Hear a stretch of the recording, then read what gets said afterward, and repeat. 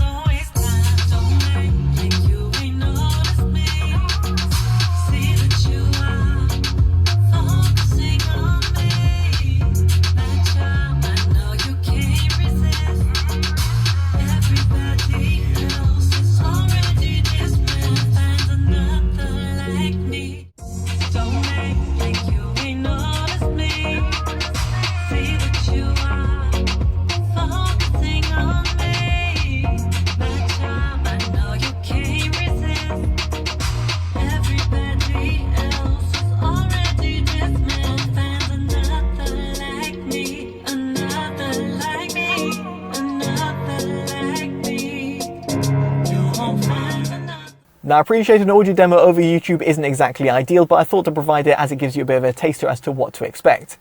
Now in terms of my own subjective analysis, I will say over here it's actually not too bad across the sound frequency range. Now breaking it down for you, first off we have to talk about these sub-bass tones, and unfortunately here they're pretty cut short. In other words, that low-end rumble that you'll come to expect in certain bass-orientated tracks isn't quite there, and that's no surprise because you have not got a subwoofer.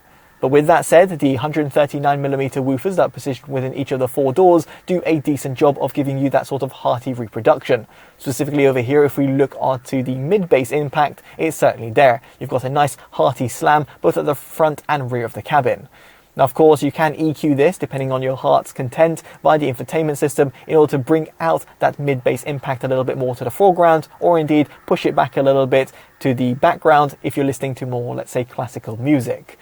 Now in terms of the overall mids, they're actually quite recessed, both in terms of the lower mids and the upper mids, which does affect male and female vocals.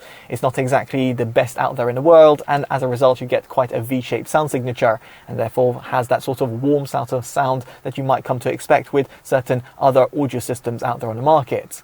What I'm trying to say over here is that the mid-range could have been a little bit improved. And while you might be quick to say you could have adjusted the EQ via the infotainment system, I will actually have to stop you and say that this is actually going to affect the overall accuracy that you'll be able to expect. In other words, it gives you kind of a weird, veiled sort of sound, and therefore will take away from what the artist was actually trying to reproduce.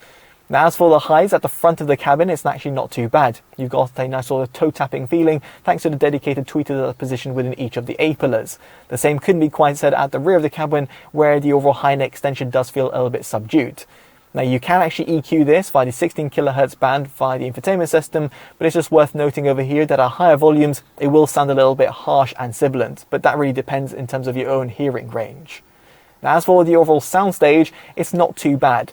Of course, it's not going to be as good as some more premium audio systems out there on the market that offer you better instrument separation, width and depth, and of course, a wider array of audio drivers positioned within the cabin. But for a relatively affordable vehicle that does offer you a stock 6-speaker system, it does a relatively good job across the board. Now, it would have been further improved if there was a center audio driver or indeed audio drivers such as tweeters included at the rear of the cabin, which would have really given you that bit more of a fulfilling experience. Now, ultimately, what I'm trying to convey over here is that the stock audio system that's comprised within the MG3 Hybrid Plus does a decent job across the board, and as a result of this gets our Audio Approved Award, as it also flies for the vast majority of consumers. However, audiophiles, or those people who do like their music, will be left a little bit disappointed by the fact that MG also do not include an upgrade. If you do want to really take it up a notch, you might want to look at an aftermarket solution, although that might void your warranty, so you might want to check that through with the manufacturer before doing so.